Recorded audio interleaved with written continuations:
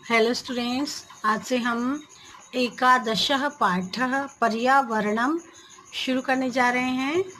प्रस्तुत पाठ्यांश पर्यावरण को ध्यान में रखकर लिखा गया एक लघु निबंध है। वर्तमान युग में प्रदूषित वातावरण मानव जीवन के लिए भयंकर अभिशाप बन गया है। ये तो आप भी जानते हैं कि प्रदूषित वातावरण जो है वो मानव जीवन के लिए बहुत ही दुखदाई है और एक अभिशाप का रूप ले लिया है इसने। इससे मानव जीवन जो है वो संकट में पड़ गया है। नदियों का जल कलुषित हो रहा है, वन वृक्षों से रहित हो रहे हैं, मिट्टी का कटाव बढ़ने से बाढ़ की समस्याएं बढ़ती जा रही है, जो अभी भी इस समस्या को आप देख ही रहे हैं। कल कारखानों और वाहनों के धुएं से वायु विषैली हो रही है। वन्य प्राणियों की जातियां भी नष्ट हो रही हैं। वैज्ञानिकों के अनुसार वृक्षों एवं वनस्पतियों के अभाव में मनुष्यों के लिए जीवित रहना असंभव प्रतीत होता है। पत्र, पुष्प, फल, काष्ठ, छाया एवं औषधि प्रदान करने वाले पादपों एवं वृक्षों की उपयोगिता वर्तमान समय में पूर्वापेक्षा अधिक है। ऐसी परिस्थिति में हमारा कर्तव्य है कि हम पर्यावरण के संरक्षणार्थ उपाय करें।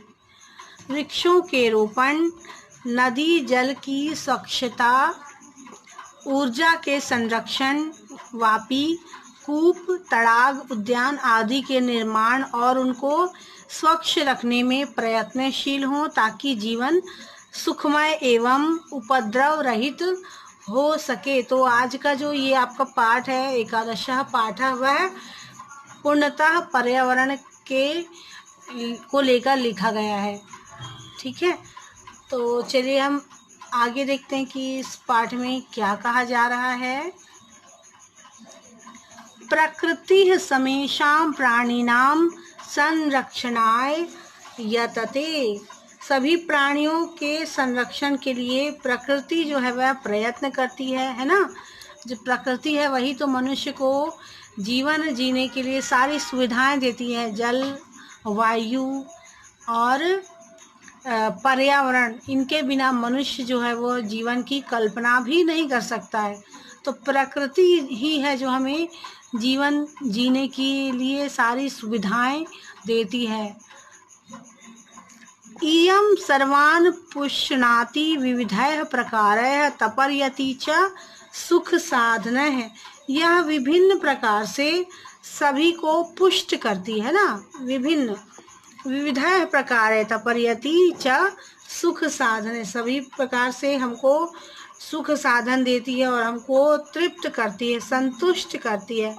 पृथ्वी जल तेजो वायु आकाश चास्या प्रमुखानि तत्वानि। और प्रकृति के जो प्रदत्त प्रमुख जो हमें तत्व मिलते हैं वह पृथ्वी, जल, तेजो अर्थात जो प्रकाश है वह, वायु और आकाश, ये जो सारे तत्व हैं वह प्रकृति द्वारा हमें दिए जाते हैं मनुष्य के सुख के लिए।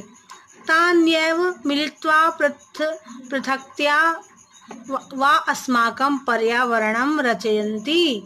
तो ये जो सारी इस तरह से जो सारे तत्व हैं वे ही मिलकर, ता अन्येव, या ये सब सारे मिलकर अथवा पृथक रूप से ही हमारे पर्यावरण की रचना करते हैं। ये सारे जो तत्व हैं अलग रहकर भी या एक होकर भी सारे जो हैं हमारी सुविधा पूर्वक, हमारी सुविधा के लिए कार्य करते हैं, है ना। आव्रियते परितः समन्नतात् लोको अनेनेति पर्यावरणम। और वे ही मिलकर हमारे पर्यावरण को अलग से रचते हैं, जिसके द्वारा संसार चारों ओर से पूरी तरह से आच्छादित किया गया है। यथा अजात शिशुः मातृगर्भे सुरक्षित स्थितति तथैव मानवः पर्यावरण कुक्षौ। जिस तरह से जो गर्भस्थ शिशु रहता है वह माता के गर्भ में सुरक्षित रहता है, इसी तरह से मानव की रक्षा भी पर्यावरण जो है वह करता है। मानव जो है वो पर्यावरण के गर्भ में सुरक्षित रहता है। उसी प्रकार से जिस तरह से माता के गर्भ में अजन्मा शिशु सुरक्षित रहता है, उसी तरह से हम भी तो सुरक्षित महसूस करते हैं अपने आप को। पर प्रकृति के बीच में हमको हवा, पानी और सूर्य का प्रकाश सब कुछ तो चाहिए, सब कुछ हमारे लिए आवश्यक है। इसके बिना, इन सारे चीज़ों के बिना जो मनुष्य है वह जीवित नहीं रह सकता। परिष्कृतम प्रदूषण रहितम च पर्यावरणमस्मभ्यं सांसारिकम जीवन सुखम सद्विचारम सत्य संकल्पम मांगलिक सामग्रीश्च प्रददाति। और यही पर्यावरण जो है हमको शुद्ध और प्रदूषण रहित पर्यावरण में हमें सांसारिक जीवन का सुख, अच्छे विचार, सत्य संकल्प और मांगलिक सामग्री भी प्रदान करता है। प्रकृति कोपय आतंकितो जनः किम कर्तुम प्रभवति। प्रकृति के कोप से व्याकुल व्यक्ति क्या कर सकता है? कुछ भी नहीं कर सकता। प्रकृति के आगे जो मनुष्य है वह असहाय होता है, कुछ भी नहीं कर सकता। जल प्लावनैः अग्निभयैः भूकंपैः वात्याचक्रैः उल्कापातादिभिश्च संतप्तस्य मानवस्य क्व मंगलम।